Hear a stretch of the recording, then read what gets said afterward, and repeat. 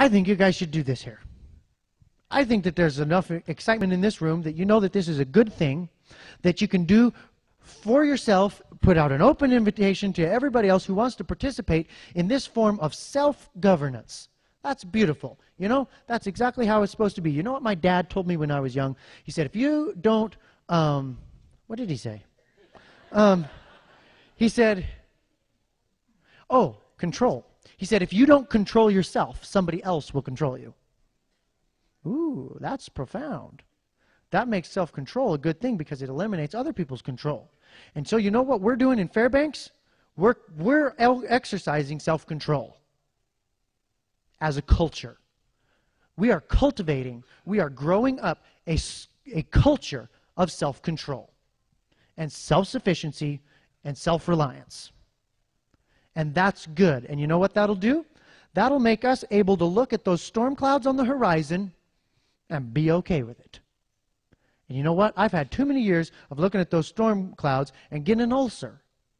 But I don't see those as an ulcer anymore. I see that as something that will bring a springtime for freedom. I see all these horrible things. How many of you get the, oh my gosh, emails? You won't believe this. How many of you get those emails? I know more than that. You get those emails. I get them all the time. This next horrible thing is happening. When I read those, it's fine. You know, let them pick their path. That's a totally different mindset. It's set us free. Our culture is changing, and I want you guys to experience that too because it's beautiful. Now, there's a couple things that you've got to understand in your heart if that's to work, and then I'll finish up with these. You've got to put right and wrong above legal and illegal. Because when tyranny becomes law, rebellion becomes duty. And it is not rebellion at all. It is submission to the higher law that our government is in rebellion to. We're not the rebels.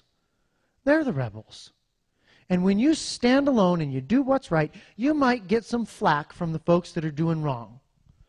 But you know what? We have to have a cause greater than self-preservation. We have to.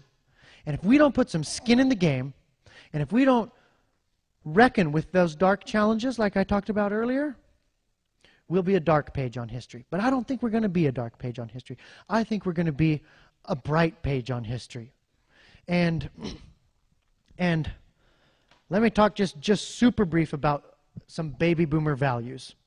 Pick on baby boomers. Present company excluded, because if this was you, you wouldn't be here.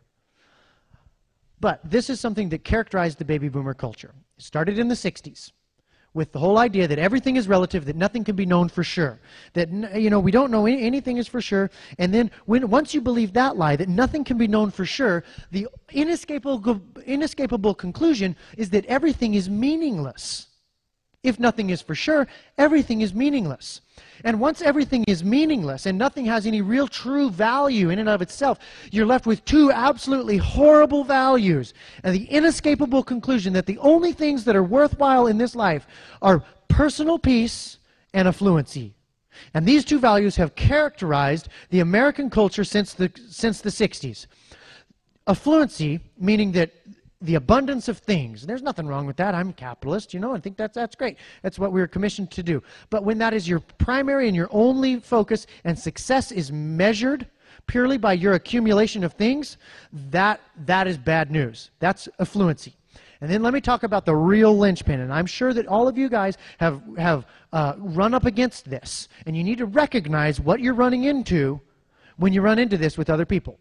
And that is personal peace. Personal peace means I want to be left alone. I do not want to be disturbed for any reason by anyone, regardless of what that means for my children or my children's children. Here's when you will see that despicable value rear its head.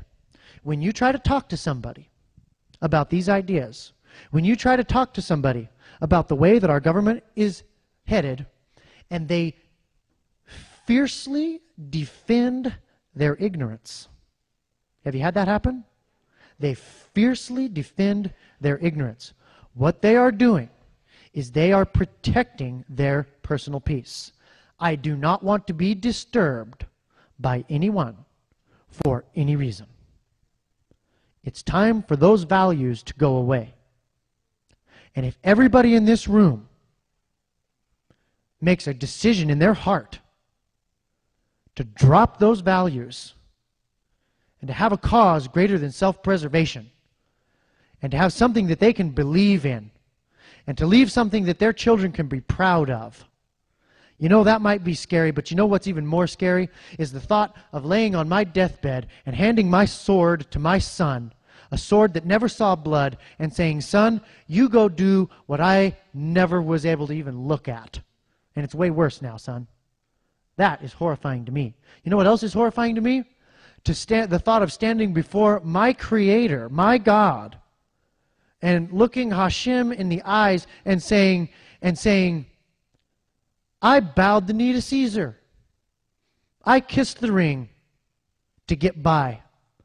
And I turned my back on right and wrong that you put into spin. And I bowed the knee. That is horrifying. That makes the 3 o'clock knock and ATF and IRS and all those guys a little less scary. It puts them in perspective.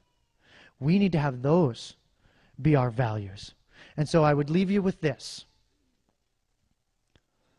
a mission and a calling to do these 5 things. Actually, I'm not even going to tell you the 5 things. Well, I will. But it's not the mission and the calling. If you like them, do them. If you don't, that's fine. I don't like being bossed around. I won't boss you around. Sign the Declaration, set up a Liberty Bell system, start a militia, get a common law court going, and discover your leaders. Who's going to be the leaders? Who's going to be the leaders here? You got to discover them. You know, there's a challenge to be met, and there's going to be folks. I think there's going to be folks in this room that rise up to be heroes and seize the day. And you need to identify those people in your midst. You need to support them. You need to look after them, and you need to cultivate that, because that is what we need. That is what freedom needs. Now, here's the mission that I'll leave you with. We don't need to gun down the beast. Liberty always wins because tyranny self-destructs.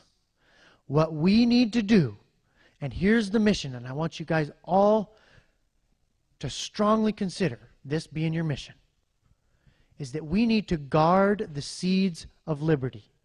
We need to guard the precious gems of freedom that are recognized in our founding documents. We need to take those seeds of liberty and we need to protect those through this fiery shakeout of the natural consequences of the irresponsible actions of our run-amok government. We need to shelter and guard those seeds of liberty and carry those through the flame and through the fire to the other side and plant those in the fertile soil when the smoke clears, so that there can be hope for a brighter day after the devastating consequences of the horrible rebellion that our government has given to us. Let's be characterized by what we love and work towards that, and let what we hate run its own natural course. That's my appeal, and I know that you will seize the day. Thank you.